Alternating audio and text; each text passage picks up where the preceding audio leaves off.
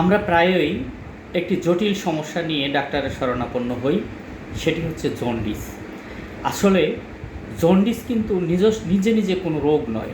Jaundice লিভারের একটি রোগের লক্ষণ। লিভার যখন দুর্বল হয়ে যায় এবং এই লিভারে যখন কোনো রোগের সৃষ্টি হয়, তখনই আমাদের শরীরে এই জন্ডিসের এই লক্ষণটি প্রকাশ পায়।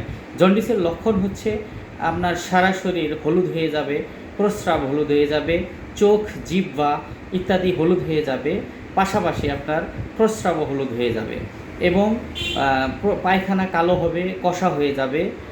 এছাড়াও আপনার প্রচণ্ড বমি বমি ভাব হতে পারে এবং বমি হতে পারে, মাথা ঘুরে যেতে পারে, মাথা ঘুরে পড়ে যেতে পারেন, শরীর খুবই দুর্বল হয়ে যায় ইত্যাদি লক্ষণগুলো যখন দেখা যাবে, তখন আপনারা আর দেরি না করে, ঝাড়ফুঁক না করে বা কবিরাজি কোনো চিকিৎসা না করে আপনারা সরাসরি চলে আসবেন কোনো হোমিওপ্যাথি চেম্বারে। হোমিওপ্যাথি মেডিসিন যেমন কালমেঘ, চেলিডোনিয়াম, হাইড্রাস্টিস্ক্যান ইত্যাদি লক্ষণ অনুযায়ী নানাবিধ মেডিসিন রয়েছে এবং এগুলো চমৎকার কাজ করে। আপনারা একটা হোমিও চেম্বারে গিয়ে একটা হোমিও ডাক্তারের সঙ্গে পরামর্শ করে এর চিকিৎসা করুন, ইনশাল্লাহ আপনার এই সমস্যার সমাধান হয়ে যাবে।